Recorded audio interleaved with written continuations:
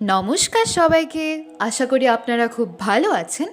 আর আজকের গল্পটার নাম হয়েছে লোভের পুরস্কার। দূরে গ্রামে বাস করতেন এক দরিদ্র কবি। নাম তার ধনঞ্জয়। গ্রামের নাম ছিল পল্লবপুর। ধনঞ্জয় ছিল গরিব, কিন্তু তার কবিতায় ছিল জাদু।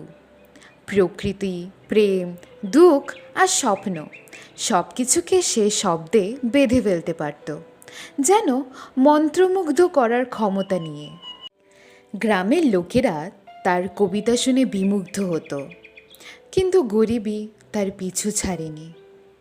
একদিন গ্রামের এক বয়োজ্যেষ্ঠ ব্যক্তি বলল, ধনঞ্জয়, তুই রাজপ্রসাদে যা, রাজাকে তোর গল্প শোনাস। যদি তিনি খুশি হন, তোকে কিছু পুরস্কার নিশ্চয়ই দেবেন। ধনঞ্জয় আশায় বুক বাঁধল। পরদিন সে রওনা দিল রাজপ্রসাদের উদ্দেশ্যে।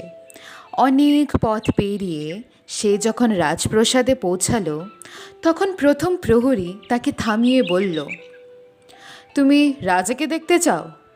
তবে শর্ত একটাই, রাজা যা পুরস্কার দেবেন তার 1/10 আমাকে দিয়ে দিতে হবে। মানে, রাজা যদি তোমাকে 100টি সোনার মুদ্রা দেয়, তবে তার 10টি মুদ্রাই আমাকে দিয়ে দিতে হবে। ধনঞ্জয় একটু ভেবেই বলল, ঠিক আছে। সে এগিয়ে চলল ভেতরের দিকে।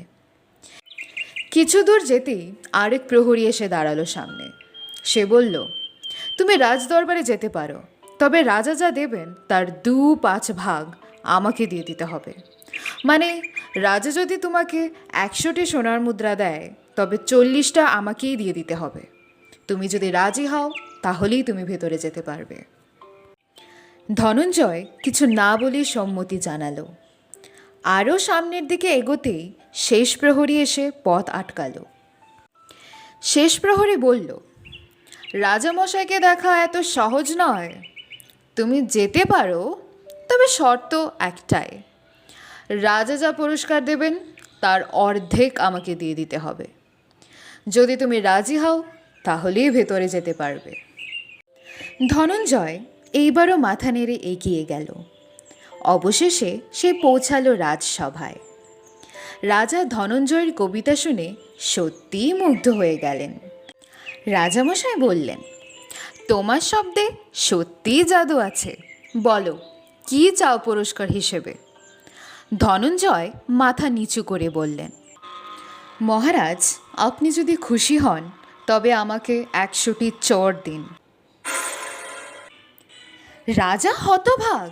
চড়? কেন এমন অদ্ভুত পুরস্কার চাও?